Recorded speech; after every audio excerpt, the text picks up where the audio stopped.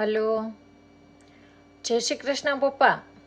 અચ્છા, કેમ હમણાં કઈ ફોન કે એવું કઈ કરતા નથી? મેં તમને કેટલી વાર ફોન કર્યા. લે પણ હજુ તો વાર નથી તમારે ત્યાં વાવણી થવાને. હા લે, તમારે મજૂર હતા ને? ઠીક. એટલે હવે તો મજૂરના જમાના આવી ગયા હો. બાકી તમારી ખેતી પણ રાજ મજૂરના થઈ ગયા.